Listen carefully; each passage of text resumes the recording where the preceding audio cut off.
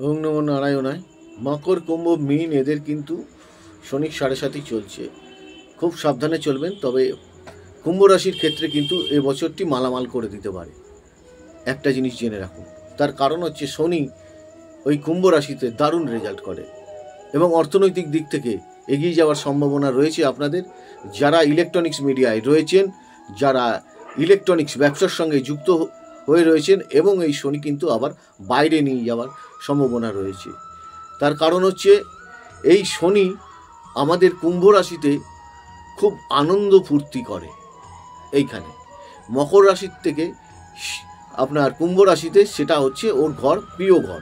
ওই ঘরে আপনাকে অনেক কিছু রেজাল্ট প্রদান করতে পারে। কুম্ভ রাশির জাতক বা জাতিকা যারা রয়েছেন, এদের নতুন কর্মেরও সম্ভাবনা রয়েছে। এইবার দেখতে হবে ওভারঅল অন্যান্য প্ল্যানেট আপনার কর্মপতি কীরকম আছে, ভাগ্যপতি কীরকম আছে। কিন্তু শনিকে নিয়ে কুম্ভ রাশির জাতক জাতিকারা ভয় পাওয়ার সম্ভাবনা কিছু নেই। আপনারা নিঃসন্দেহে এগিয়ে যেতে পারেন, তবে যে কর্মটা করছেন সেই কর্মটা যেন সঠিক হওয়া চাই। তবেই আবার কুম্ভ রাশির এবছর কিন্তু শনি বিবাহ যোগ নিয়ে এসছে, এটা মনে রাখতে হবে। আর এই যোগ ওভারঅল দেখতে হবে আপনার প্ল্যানেট পজিশনের উপর। তবে বিবাহকারক গ্রহ যেহেতু শনি নয়, সেহেতু ওইখানে কিন্তু একটু ডিস্টার্ব দিলেও দিতে পারে। ওভারঅল আপনারা প্ল্যানেট পজিশন দেখিয়ে জটক বিচার যেগুলো করার সেগুলো করে তারপরে বিয়ের দিকে আপনারা এগোতে পারেন। তবে একটা জিনিস জানবেন, কুম্ভ রাশির ক্ষেত্রে এবছরটা খুবই শুভ। তার কারণ হচ্ছে এটা বছরটা শনির বছর, আর শনি আপনাদের সকলের মঙ্গল করুক।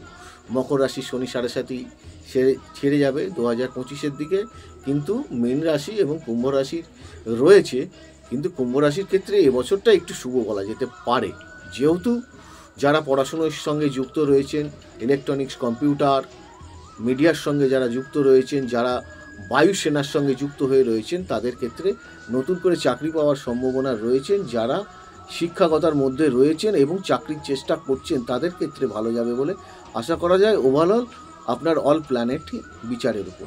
অনুষ্ঠানগুলো দেখুন, লাইক, শেয়ার, সাবস্ক্রাইব করুন। আপনারা সকলে ভালো থাকুন।